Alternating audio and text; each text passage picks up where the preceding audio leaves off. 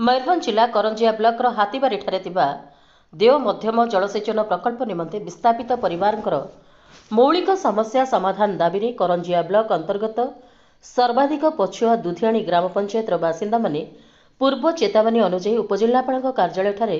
गणधारण में बसी विस्थापित नेता श्री चंद्र कुमार सामेलेन्दु दास नेतृत्व में प्राय 1000 ऊर्ध्व ग्रामवासी दुधियाणी पंचायत समिति सभ्या तथा करंजिया ब्लॉक अध्यक्षा श्रीमती सुभद्रा मारांडी सरपंच नीतिमा सय प्रमुख सामिल होई धारणा बसी तेबे देव जलसेचन प्रकल्प कार्यकारी हेबा परे पंचायत को जाइथिबा मुख्य रास्ता जलमग्न होइथिबा फଳରେ पंचायतवासी यातायात रे दुर्दशार सम्मुखीन हेबा सह विभिन्न नाही नथिबा असुविधार सम्मुखीन हेउथिबा बेले एपरिकी वर्षा दिने पंचायत को एक एम्बुलेंस मध्य आसिबारे सक्षम हेउनाई। तेणु पुराणा पानी ठारू बाराकामुड़ा पर्यंत स्थायी रास्ता नूतन पोल निर्माण और ठाकुरमा पाटना ठारू श्यामचंद्रपुर पर्यंत स्थायी रास्ता निर्माणर मुख्य दाबी रखी एहार समाधान निमंते बारंबार विभिन्न अधिकारी नहीं सांसद विधायक मंत्री निकटरे दाबी करि आसुथिले ग्रामवासी।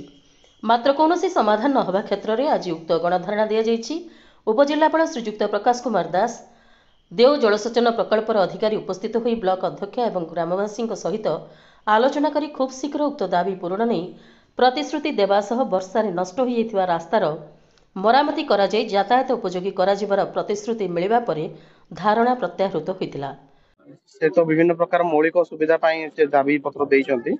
आउ ताकू सर्कुलेटर सब विभिन्न प्रकार विभागीय अफसर मानक सब पठाउचंती।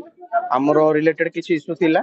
जा पे हम डाकिथिले आउ तार चंचल जेमति हमर सुबंदोबस्त हेई पारियो ता पे हमें यथाशीघ्र स्टेप नेबु आउ किछि तांकर मरुम फरुम पकेवार अछि जोटा कि काली परदिनटो ही हम स्टार्ट कर दबु। आउ किछि रास्ता अछि तो अलग अलग विभिन्न विभाग सहित माने कोऑर्डिनेट रखछंती। हाँ सब कलेक्टर सेडा ही चाहूचंती से रिगार्डिंग विभिन्न प्रकार डिपार्टमेंट सहित से कांटेक्ट करिसंती आउ हमर सहित कांटेक्ट करथिले हमर किछि जोड़ा मरुम ढालिया कथा रहिछि सेटा तो हम जल्दी स्टार्ट कर देबो। अलगा किछि डिपार्टमेंट डाकछंती। देखुन बहुत दुखर विषय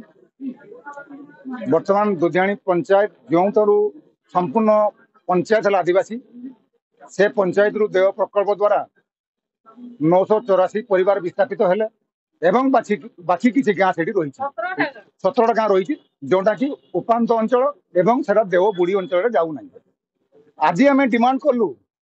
एवं 2021 मसीह आम डिमांड कर आसीचु जे आम तो देव प्रकल्प को समर्थन कलु जे आम रास्ता घाट पानीय जल स्कूल शिक्षा व्यवस्था संपूर्ण न कहवा भल आपंकर मार्च मास ठारू नवेम्बर मास पर्यंत स्कूल जाई परिबानी छुआ जेहेतु प्रोजेक्ट बुड़ी की पुराना पानी स्कूल संपूर्ण रास्ता संपूर्ण बुड़ी जाई तो तार पई सरकार को आमे लिखित जणाइलु एवं जिला प्रशासन को जणाइलु जिलापाल पाखु मते जाइलु जे से अंचल को गोटे बस दिया जाऊ। आज पर्यंत 7 मास भीतर गोटे बस दिया पाला रास्ता घाट न कहवा सबुठ भल गोटे पीडीएस चाउल गाड़ी जाई पाउ नहीं गोटे गर्भवती स्त्री को मेडिकल आनी पाउ नांती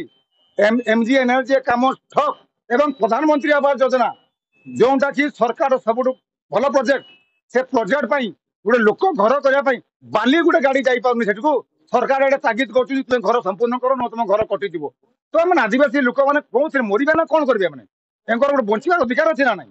शिक्षा अधिकार आईन को मैंने सरकार मारिदेला 5 मास धरिकी स्कूल बंद अच्छी आज पर्यटन सरकार कान खोली ना आठ गोटे अपदाक्ष उपजिलापाल अच्छी इनचार्ज से दिन भी प्रोजेक्ट गले ना बुलिया गले ना कहीं इनचार्ज दायित्व नौले कहीं कलेक्टर तदंत दायित्व देते 5 मास है दिन भी से गले ना कि तदंत भी कले ना उपजिलापाल इनचार्ज रहा करंजिया ब्लॉक रो चेयरमैन आउ ए दुधियाणी जीपी रो सुविधा नहीं करी से दुधियाणी जीपी हला सेटा मोर जीपी मोर जगह सेटा दुधियाणी जीपी रो जो मौलिक असुविधा नहीं कि आज दुधियाणी जीपीवासी माने अनिर्दिष्ट काल पाई जेते तो कामर समाधान होबो नाही अनिर्दिष्ट काल पाई आमे धारणा रे बसबो एठी रोजई बातेबो एठी खाइतिमु आम एमती भी तो हमर गुटे एम्बुलेंस जाई पारला ना कोन किछि आमे करि पारलो एमती कि हमर पीडीएस भी जाई पारु नाही दुधियाणी रो रास्ता असुविधा जेमती अछि तेणु करी आम दुधियाणीवासी समस्ते सही सही आज्ञा केते सहीबे माने माने से माने ତାଙ୍କ ନାଇଁ ନଥିବା ଅସୁବିଧାର ପଡିଛନ୍ତି। ତେଣୁ ଆମେ ଆଜି ସମସ୍ତେ ଏକ ହେଇ ଆସିଲୁ ଦୁଧିଆଣି ଜିପିବାସୀ। ଯେହେତୁ ମୁଁ ସେଇ ଜିପିରୁ ଆସିଛି, ତେଣୁକରି ତାଙ୍କ ସହିତ ମୁଁ ବି ଆଗେଇ ଆସିଛି। ଆମର ଯୋଉ ଅସୁବିଧା ଅଛି ସେ ଅସୁବିଧା ଆମର ଯେତେ ତ ସମାଧାନ ହେଇନଥିବ ଆମେ ଏଠି ଅନିର୍ଦ୍ଦିଷ୍ଟ କାଳ ପାଇଁ ଗଣଧାରଣାରେ ବସିବୁ। ମୟୂରଭଞ୍ଜ ଜିଲ୍ଲା କରଞ୍ଜିଆରୁ ଦିନେଶ କୁମାର ଦାସଙ୍କ ରିପୋର୍ଟ, ପ୍ରାଇମ୍ ଟିଭି ଓଡ଼ିଶା।